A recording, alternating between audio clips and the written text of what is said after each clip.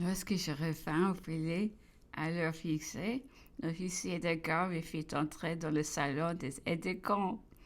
Nouvel embarras. Je n'en connaissais aucun.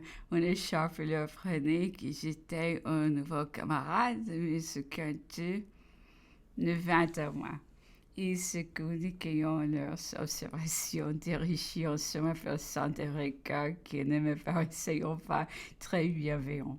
Lorsque mon montra et m'apercevant, il me prit la main et dit: Voici un nouveau camarade dont nous ferons bientôt un ami. Au champ de bataille, mon maintien sera moins ici qu'ici, lui a-t-il jeté timidement. Peu de jeux suffiront pour établir entre nous une amitié qui ne s'est jamais démentée. Les aides-de-camp du général en chef étaient alors au nombre de 8 Murat, qui venait d'être nommé général de brigade. Ne comptait plus parmi eux. Le premier était le colonel Junot, depuis duc de Vendée. Il était né en Bourgogne et s'était engagé comme simple soldat dans une compagnie de canonniers volontaires de son département au siège de Toulon.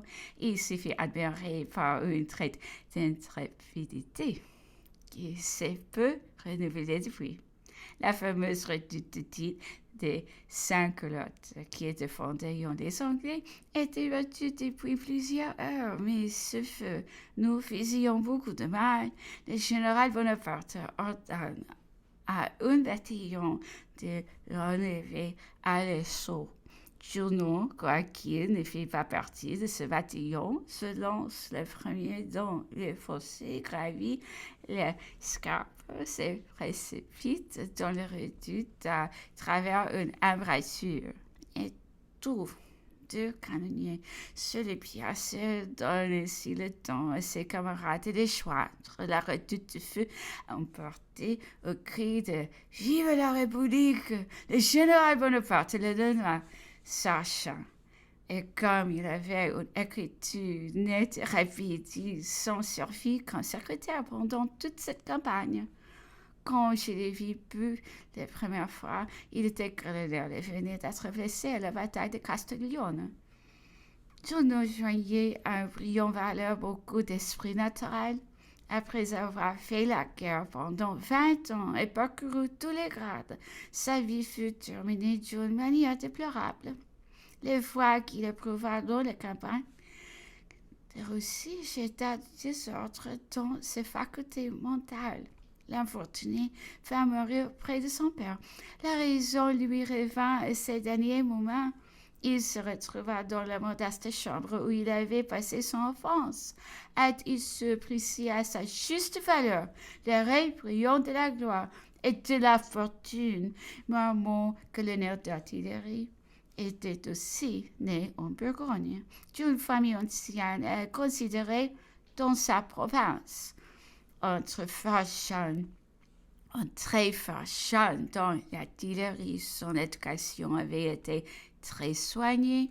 Les traits principaux de son caractère étaient alors une passion effrénée de la gloire et de l'ambition, et pour son général d'achevement qui s'élevait jusqu'à l'enthousiasme. Turok était le troisième aide-de-camp, moins brillant que les deux premiers.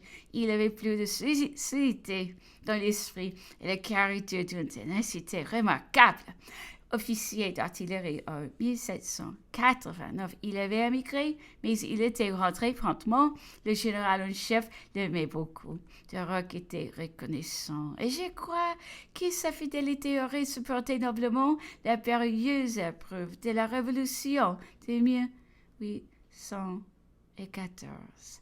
Son quatrième aide-de-camp était le Marat, jeune homme à peine âgé de 17 ans et qui était déjà couvert de blessures.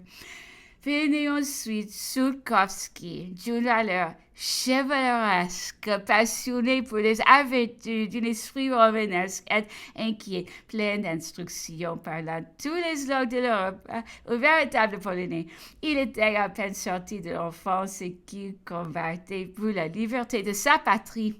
blessé au siège de Varsovie, forcé de fuir, il vint en France. Bientôt, il faut envoyer à Constantinople, après la mission de Skirk, notre ambassadeur.